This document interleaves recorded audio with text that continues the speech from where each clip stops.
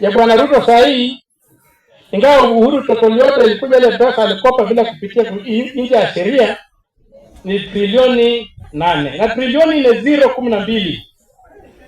Ukiandika trilioni unaweka 0.12, hii calculator kawaida inakataa. Unaelewa? So Ruto kwa miaka yake 4 amepitisha ile haramu ya Uhuru kwa shilingi bilioni 200.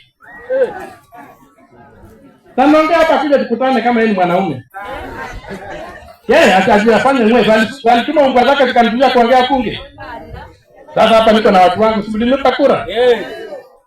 Aje tuongee tu wanaume kwa wanaume. Kwani yeye ni nani? Anatuibia hapa, analeta umaskini, anatupa peremende hapa, anapanda tunaletea peremende. Na trilioni 4.8 ile kazi inaweza kufanya. Ya kwanza, kwa kila kuchukua shilingi bilioni 10, tuseme kila kaunti ipewe shilingi bilioni 10. Na Busia nikiingia nilikuwa napata kama shilingi bilioni 7, sasa nimesukuma imefika karibu shilingi bilioni 9. Tukisema tujenge barabara za lami na hiyo shilingi, tujenge barabara za lami kilomita 10,000.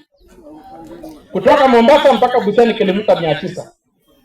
Tukisema tujenge barabara kilomita 10,000 Kenya hii, yani tufunike Kenya mzima na lami, haitamaliza hiyo pesa, itabaki.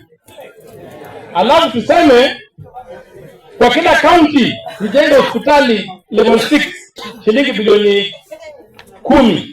Hapo mtu anaandika. So mimi kwa hesabu ni moto. So muandike. Mseme nasema uongo.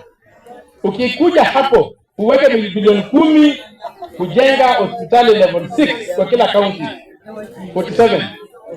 Bado hiyo pesa itabaki. Uchukue kila county ujenge damu ya bilioni 30 ya kushika maji ya mvua, kuna utapata hiyo pesa bado itabaki. Uende ujenge hospitali, madarasa ya shule 605 kwa shilingi milioni 1.5 kila darasa. Hiyo pesa bado itabaki. Alafu urudi ujenge kiwanja kubwa kama ile ya Addis Ababa, shilingi bilioni 500. Ukimaliza utakuwa na balance ya shilingi bilioni 15 na umefanya hizo vitu zote. Na kama hiyo pesa kweli Bwana Ruto iliingia hapa Kenya, mbona hatuoni hizo vitu? So ile kitu natuua saa hii, tunauawa na deni ambayo ni haramu. Ukiongeza kwa ile ya Bwana Uhuru utapata hiyo deni ni haramu. Imetuletea shida. Saa hii pesa ukitoa ushuru karibu shilingi 85 kwa kila shilingi 100 inaenda kulipa deni. Shule hazina pesa. Watu hakuna pesa. Alafu ile kidogo inakuja hapa tena wanamanyanga wengine pia wanajitega wanaiba. So tutapiga vita hapa chini na kule juu. Na kuna watu wanaanza kuzunguka hapa kwa kaunti wakisema nimezuia maendeleo.